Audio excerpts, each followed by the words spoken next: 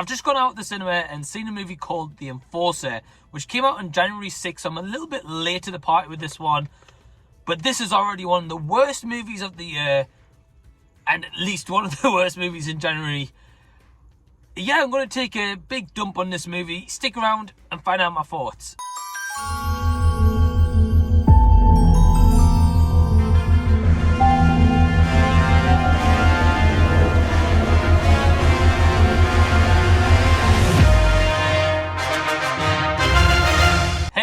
What's going on? Welcome to the channel and thank you for watching this review. I'm going to go into spoilers here, so if you really don't care about this movie or you do want to see this movie at some point, then yeah, you know, this spoiler review may not be for you right now, but come back. So I stepped out the house today, currently -2 in the UK, so that's why I've got my big thick jacket on right now. And yeah, this movie stars Antonio Banderas and it stars Kate Bosworth, and it's directed by Richard Hughes, which I believe is his featured debut. Basically, it's around a guy who's based like an enforcer called Cuda, must sacrifice everything to save this very young girl from his femme fatale boss who's doing trafficking. That's basically the plot of this movie.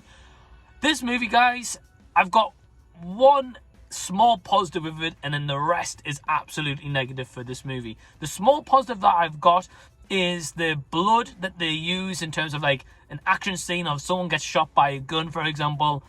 The blood effects was good. Positives are done right there. No, Kate Bosworth was good. I mean, she's in the movie for like 5 minutes, if that, maybe 5-10 minutes, absolute maximum, as Estelle. When she shows up, she steals the show, but this movie's just absolutely wasted. So basically, long story short of this movie, and pretty much going straight into my negatives, is this movie is all centered on Antonio Banderas playing a guy called Cuda. Now, he's been in jail for so long. He's obviously done some bad stuff in his life. He's gone in jail, and he's left behind a daughter and maybe his wife or ex-wife. It's never explained. But yeah, anyway, that's what happens. So in doing so, he's missed all of her birthdays and stuff like that, and she's going to be 16, and he wants to try and make this right, and he wants to try and get her a present. So cool. I was like, right, well, the movie focuses on that purely, or maybe in the meantime, he meets this young girl who eventually gets kidnapped, who this kind of like stray runaway from home, or just someone who hasn't got anywhere to go. If the movie focused purely on just those two, and maybe trying to mend the bond with his daughter, maybe this movie may have worked. But instead, we get about 5 minutes of him with his daughter. You don't see it till the end of the movie. Then you get this girl who's a stray, who he kind of tries to take care of and tries to just put her in a motel and gives her money to, you know, at least be safe somewhere. She gets kidnapped. You don't care about it. They're literally friends within like 2 minutes of the movie. You don't see it till like the end of the movie. Who, by the way, like the main bad guy is a person called Chainz, who apparently is like a rapper, a singer. I really couldn't care because the guy was absolutely terrible in the role. Besides that, yeah, you got that storyline going on firstly. Then you've also got a storyline of a character called Stray, stupid name for a character, by the way, who is basically fighting on the streets to earn some money, but he wants to stop fighting. He wants a better life for himself and stuff like that. Pretty much one of the most forced romances ever, with a girl called Lexus. I think her real name is Alexis, and I think she's like a social media personality and actress. I don't know. She was pretty on the eye, and she's kind of like eye candy. That's what pretty much she was there for in this movie.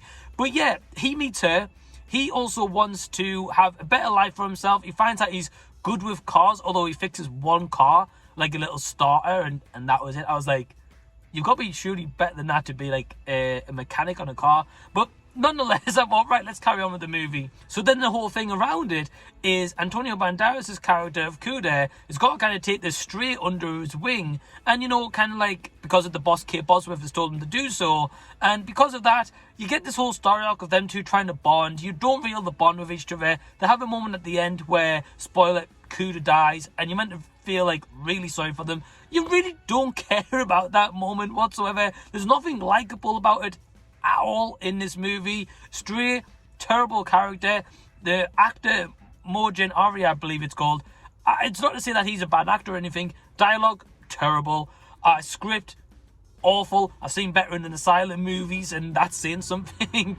And man, honestly, this movie is an absolute joke. Whoever thought this movie was good, or this was a great idea to pitch for a movie, I think they really need to head back into the writer's room, or maybe just get out of the writer's room and director's seat overall, because this movie, guys, is absolutely awful. And yes, I know it's January, I know we get bad movies in January, but come on, you've got to do better than this.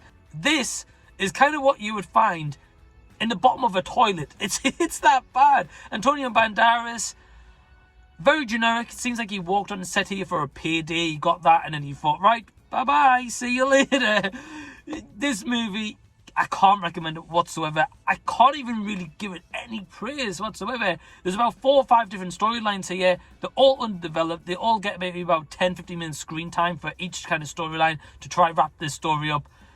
And you just don't care. I left this movie more annoyed than enjoying it. And that is a huge shame, as I knew nothing about this movie going into it. But I felt like that should have been a sign. Heck, what would have been an even better sign I should have got the hell out of this screening was I sat down and straight away, I think a couple of people were trying to get like audio description, like kind of like headphones in to maybe for the movie, whatever, that was cool. But when they got up after 1 minute into the movie, after the opening title came on saying The Enforcer, that was my sign to get the hell out of there.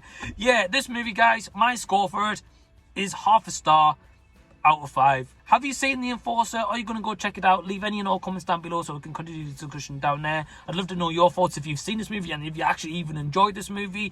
If you enjoyed this review though, give it a thumbs up and also subscribe to the channel if you already haven't by clicking the link down below and that red button down below so I can see you again on a future video. Also, if you're unaware, I do have a Patreon. I have a couple of tiers you can select from, which starts from £2 per month, and these tiers do include like early videos, my release schedules, say what goes onto the channel. You can actually pick out movies for me to review. There's so much stuff to find out about my Patreon. The link is down below in the description box if you want to check out more. And I want to give a big special thank you to all my awesome Patreons who help support the channel. And thank you for taking your time to check out this review. Hope you enjoyed the rant. I feel better now that I've got it on my chest. But until the next time that I see you, I'll be seeing you later.